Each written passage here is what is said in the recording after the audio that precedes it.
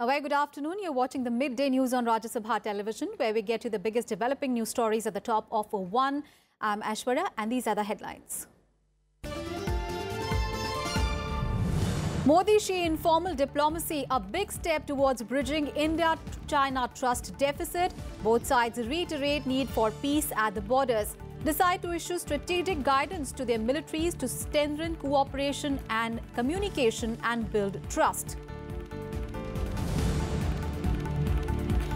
India and China recognize terrorism as the common threat, commit to further cooperate to counter the menace.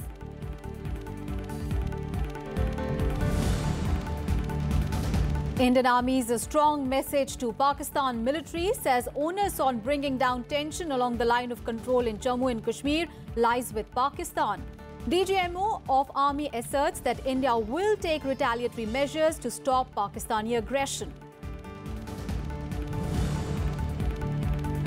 Siddaramaiah running away from contest, says Amit Shah on Karnataka Chief Minister's decision to fight from 2 seats.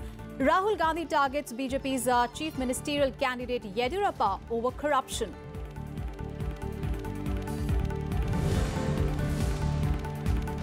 And Saina Nehwal and HS Pranoy to play their single semi-final matches at the Asia Badminton Championship in Wuhan, China. Saina to face a Chinese Taipei challenger, HS Pranoy to play against a Chinese contender.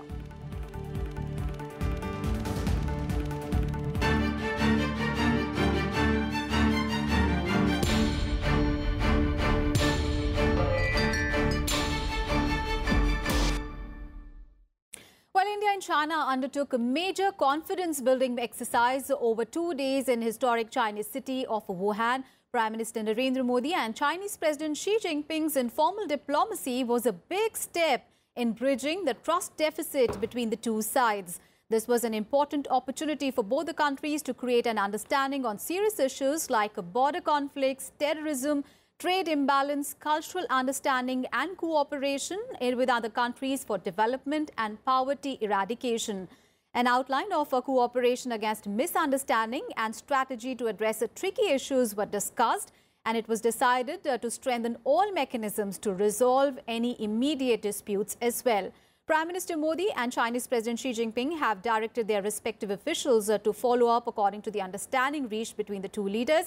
They also decided to continue this sort of informal summits time and again, and Prime Minister Modi has offered India as a venue for such summit next year.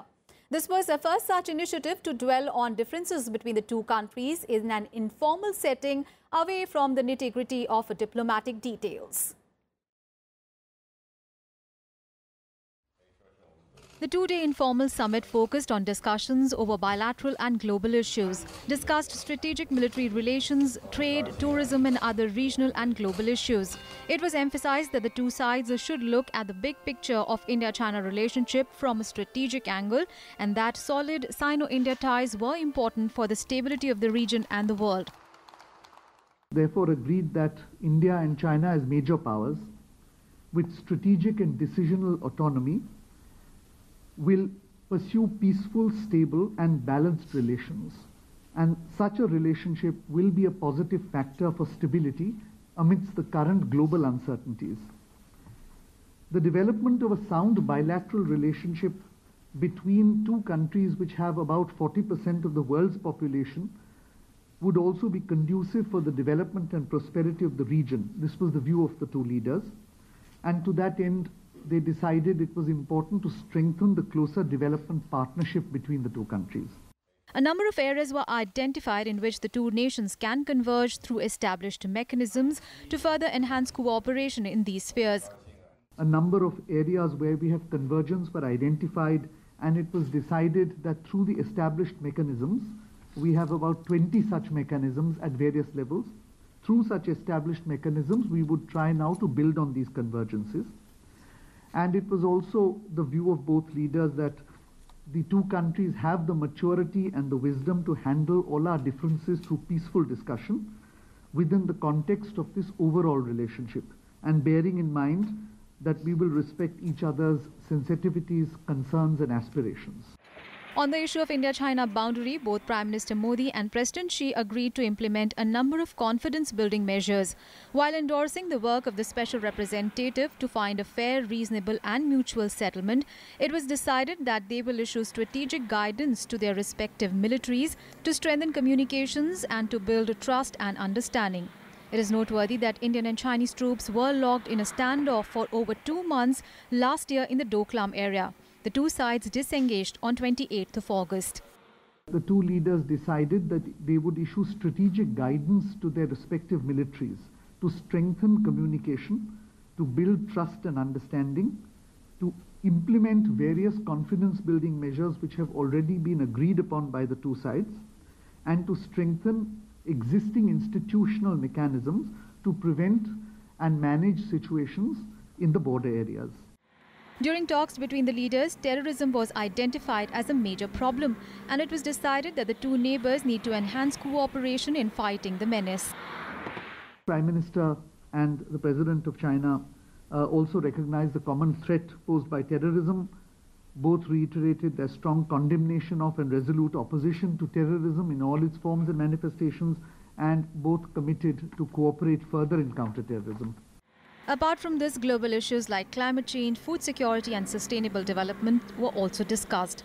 They discussed ways in which India and China could cooperate, could join hands in offering innovative or sustainable solutions to some of the challenges faced by humankind in the 21st century.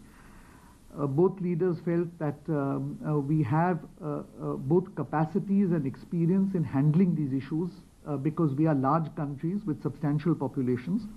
And they discussed how we could join hands together, for instance, in global health care, in combating disease, in disaster risk reduction and mitigation, in addressing climate change.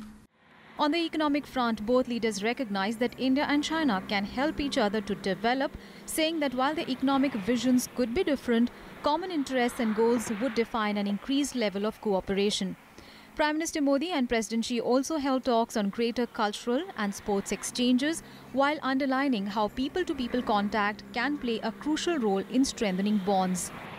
Bilateral trade and investment formed an important part of the discussion. The two leaders underlined that trade should be balanced, it should be sustainable, and that we should take advantage of the complementarities between the two economies to enhance our trade and investment. Prime Minister Modi, who will fly back home this evening after spending 24 hours in China's Wuhan city, has also invited Xi Jinping for a similar informal summit in India next year. Bureau Report, Rajya Sabha TV. All right, let's talk about the outcomes of this informal summit. Mr. Ashok Bansal, Director of India Foundation, is now joining us live. And we also have with us Akhilesh Suman, our Foreign Affairs Editor, joining us in the studio. Thank you so much, gentlemen, for joining us this afternoon. If I could come to you first, Akhilesh, a great big bonhomie. We saw warm handshakes, smiles. But, you know, given the acrimonious exchanges that we have seen between India and China last year, do you think the summit was able to overcome, even if to some extent, the conflict, the competition and the trust deficit that exists between the two countries? Yeah, it's very obvious, you know, Aishwarya, that when such type of summit is organized, it is organized according to a well-thought plan. And this well-thought plan was what? This well-thought plan was that our relationship, bilateral relationship, was going into confrontation continuously. Yes. And we are at a flashpoint. You remember that last year we are at a flashpoint of war. But both India and Chinese leadership decided that no, we don't have to go into that type of situation, because both are developing countries, both are fast developing countries, and the whole world have an eye over us for the future development of the whole world. We have become an engine of growth in the whole world. So at this point of time, there was a need of such an informal talk so that you can discuss all your apprehensions, all your strategic problems, strategic issues with you, that you know that there is an issue between India and China. There are many strategists who tell that China is creating a pearl of strings, and then we are being surrounded by Chinese. So there is a great apprehension in India also. The same way, if you see the Chinese media also apprehends that India is trying to create an alliance all over the world to contain China, to contain Chinese development, to create a strategic situation when China has to succumb. So in such a situation, there was a great need for such an bonahamical understanding, such a bonahamical meeting. And I think that Prime Minister Narendra Modi and Chinese President Xi Jinping decided very timely that yes, we have differences on major issues. Yes. We have differences. We have historical differences on the issue of border. But whether we can work together so that it should not go to a flashpoint of war, whether it should not create further confrontation, so that not only us will suffer, but the whole world will suffer. And I think that this was a direction in which both Prime Ministers talked today and yesterday, and I think it is going in the right direction, Aishwarya. Absolutely. You're saying we're going in the right direction. If I could come to you, Mr. Bansal, of course, one of the key issues between India and China is that of the territorial dispute, which is unresolved. Of course, this is reflected in several incidents in the past. We saw in Depsang, we saw in Chumar, as well as recently in Doklam. And today, the leaders said that they will issue a strategic guidance to their respective militaries to strengthen communication, to build trust. So can we ensure that at least some of these flashpoints that we saw in the past are avoidable in the future? Undoubtedly. In fact, if we look at it, we need to understand that there has been congruence at the top always. But the communication between the top leadership and the men on ground on the border has been lacking. And consequently, what we have seen is incidents like what happened in Doklam, or earlier we had in Demchok or Chumar, or different areas where we have had flashpoints. Yes. Because the man on the ground acts autonomously. I think this decision that the militaries would be instructed to go for a convergence, to go for more frequent communications, will eliminate such incidences in future.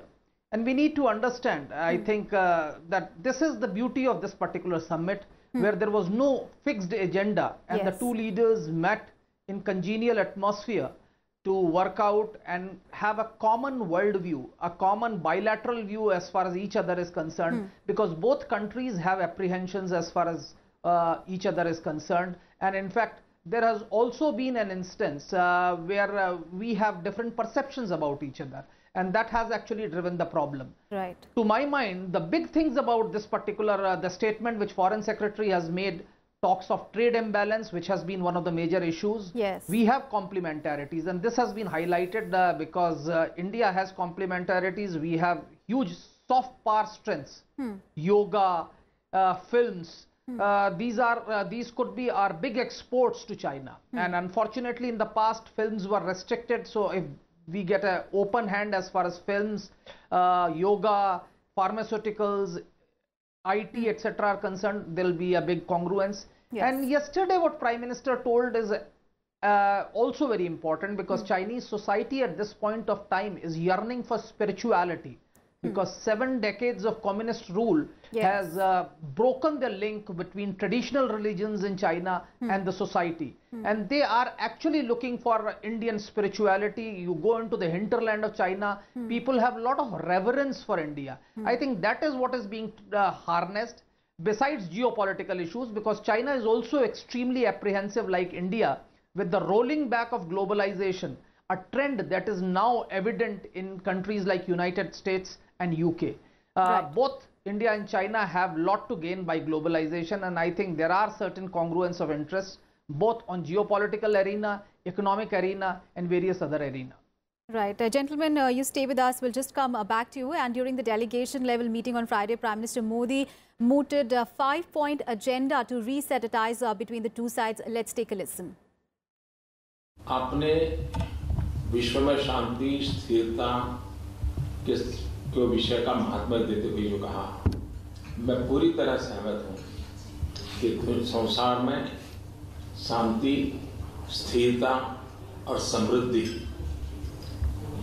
Bharat और चीन मिलकर के बहुत बड़ी सकारात्मक भूमिका अदा कर सकते हैं। सोच, संपर्क, सहयोग, सपने, संकल्प, विश्व शांति, विश्व स्थिरता, विश्व समृद्धि इसकी ताकत बन सकते हैं.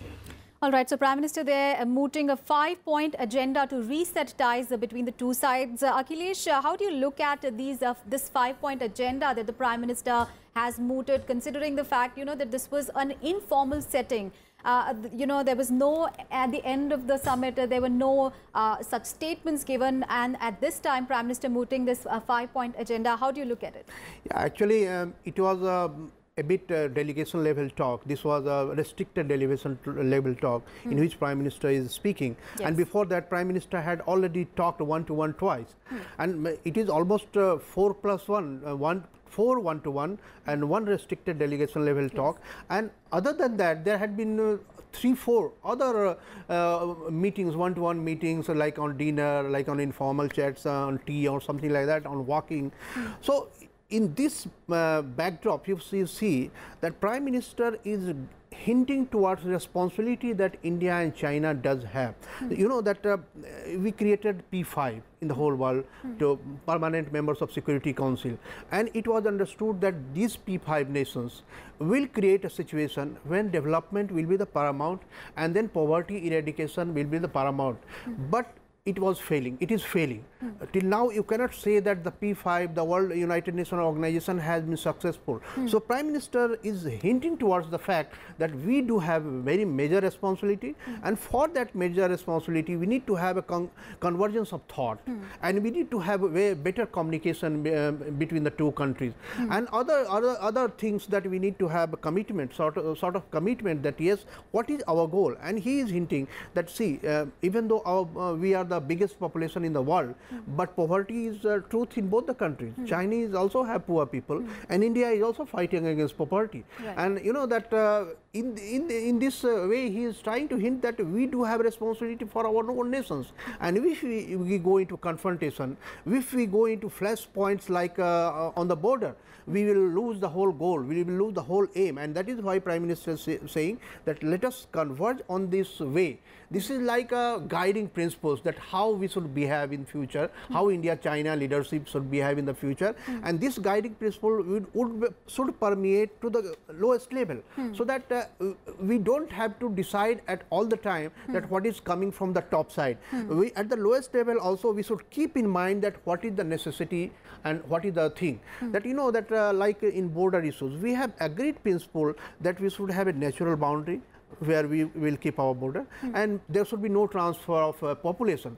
So if you keep just two things in mind, there will be no confrontation. But if the lower military level doesn't have this type of thought in mind, they will confront, they will transgress.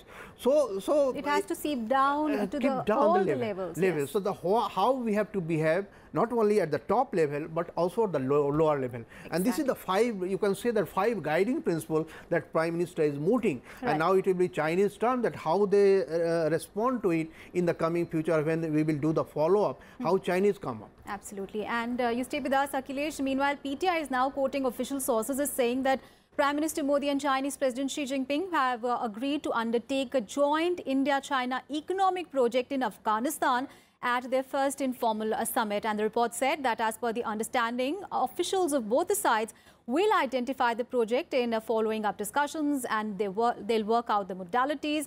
And this will be the first such project in the war-torn country of Afghanistan. All right, let's go back to Mr. Bansal. Mr. Bansal, how do you look at this development? Because this is going to be a first such project where both India and China will collaborate, and that too in Afghanistan, considering the fact that, you know, we have had our major differences as far as China-Pakistan economic corridor is concerned. But this in this country, they're going to work together, collaborate in Afghanistan.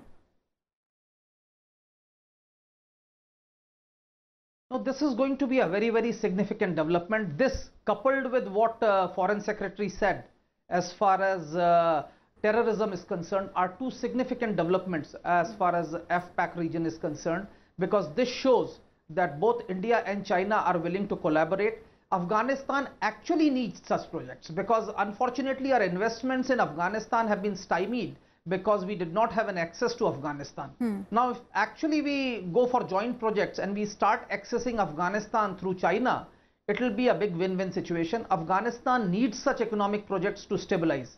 Now, the fact that China and India have decided to collaborate will be a big blow for Pakistan, because Pakistan has often seen that Chinese interest in Afghanistan are congruent with their interest or converge with their interest, which is not so. And now this statement where both India and China have said that the two countries will tackle with the menace of terrorism together is also a very, very significant pointers, because many attacks by terrorists in China have their strands emanating from different parts of Pakistan. And Chinese have in the past told Pakistan to mend its ways. Yes. And if this statement is taken further and China starts acting on organizations like Lashkar-e-Toiba or Jaish-e-Mohammed and stops its so-called veto on banning of individuals like Masood Azhar, it will be a very, very big game changer, because this has been one of the biggest irritant as far as India-China relations have been in the past. So this significant development where the two countries have agreed to invest and set up developmental projects in Afghanistan is going to be a very, very significant pointer. This will go a very long way in stabilizing Afghanistan, and I'm sure Afghans who have a very good opinion as far as India is concerned and who would get Chinese technology and access to India through China would be a very, very big gain for all the three countries. And I'll add to it, Swarya, because you know that in Afghanistan, India, I can say that India is the only country in the world on which Afghanistani believe 100%. And China had been watching this thing, that we have created a Salma Dam that will add to the agriculture of the Afghanistan. We created parliament that Afghanistan was needing to establish democracy in the war-ravaged country. And China thought that without India we cannot do development was because we have strong influence over Afghanistan bureaucracy, Afghanistan people. And China is known to be very close to Pakistan, which people of Afghanistan don't like. Right, Akhilesh. So if you see China and India cooperating on development fronts, it will also create certain sort of disciplining in Pakistan also. Yes, because absolutely. Pakistan is the country which tries to depend on China for all the misgivings. And now if China and India can work together in Afghanistan, I think this will create a situation when you can contain terrorism also to some extent. Absolutely. So, and who would have thought that in the beginning that, you know, such a decision would be the outcome we'll see after the talks.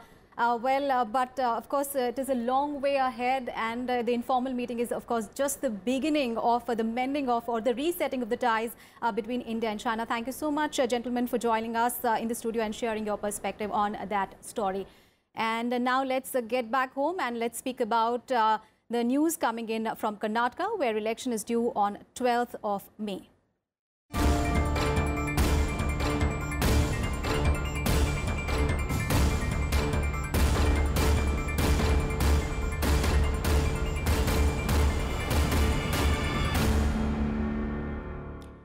Well, top leaders from the BJP and the Congress continued their campaign in poll-bound Karnataka. Amit Shah targeted the Chief Minister Siddaramaiah for playing safe in the election by contesting on 2 seats. Let's take a listen. Congress party Siddaramaiah के भरोसे चुनाव में उतरी है, मगर सिद्धरामैया जी खुद मैदान छोड़कर भागते हैं। सिद्धरामैया जी भाग कर कितना भागोगे? चामुंडेश्वर से बदामी आए, यहाँ पर भी श्री रामलू आपको हराने के लिए तैयार खड़े हैं।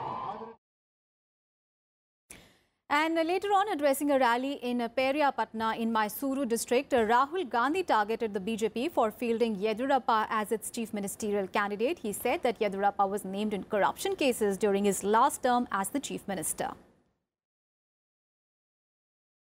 यहाँ आते हैं,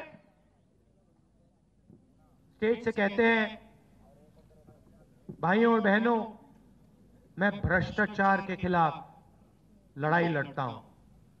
पूरा कर्नाटक देखता है उनको, ऐसे स्टेज पे खड़े होते हैं और फिर टीवी कैमरा उधर जाता है, येदियुरप्पा जी बैठे हैं, जेल में समय काट के आए। दूसरी तरफ 4 मंत्री